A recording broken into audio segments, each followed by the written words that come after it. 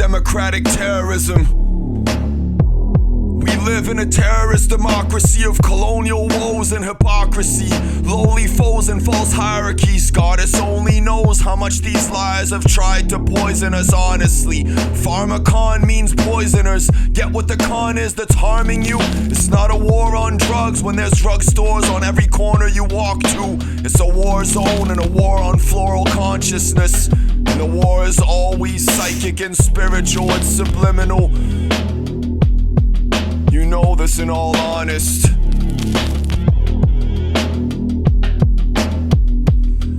I know many of us have been struggling with mental health issues and toxins lately, especially in these days and times, but I'm assuming it's a pretty safe bet to think most of us have been going through the woes and symptoms of this neo-colonial society and its dominant medical structure in general, not to mention government restrictions, impositions, and demonizations of marginalized citizens and peoples who may happen to have increased mental and psychic potential and abilities, much like the idea of mutants in the X-Men and the comic series being reviled and despised as being dangerous and different from normal humans because of their extrasensory abilities.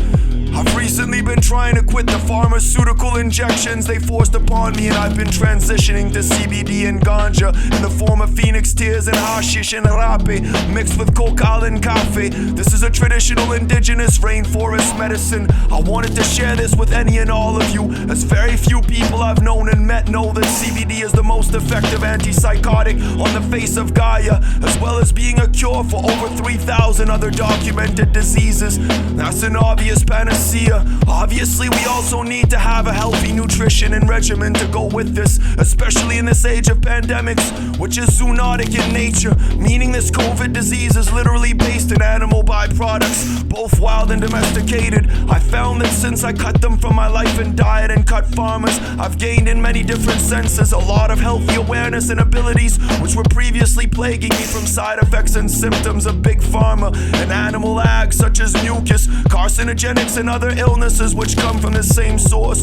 But beyond this, I've actually found so much solace in being able to appreciate natural medicines like hashish and indigenous tobacco. Many of you may not know that vitamin B3 is a form of nicotina, namely nicotinic acid, which is greatly beneficial for mental health and is one of the main reasons why so many people smoke cigarettes for stress and mental health relief instead of Vicodin and Prozac, not knowing the commercial smokes and the 600 chemicals greatly mitigate the benefits of nicotinic acid, which is present in natural, indigenous, organic, and wild mapacho.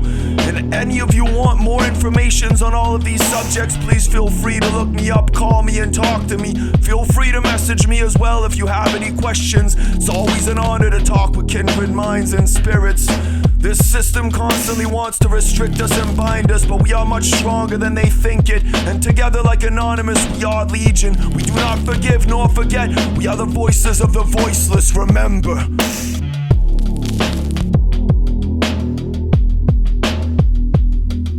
The story of the CIA and crack cocaine doesn't actually begin on the streets of LA or Miami. It begins in the jungles of Central America.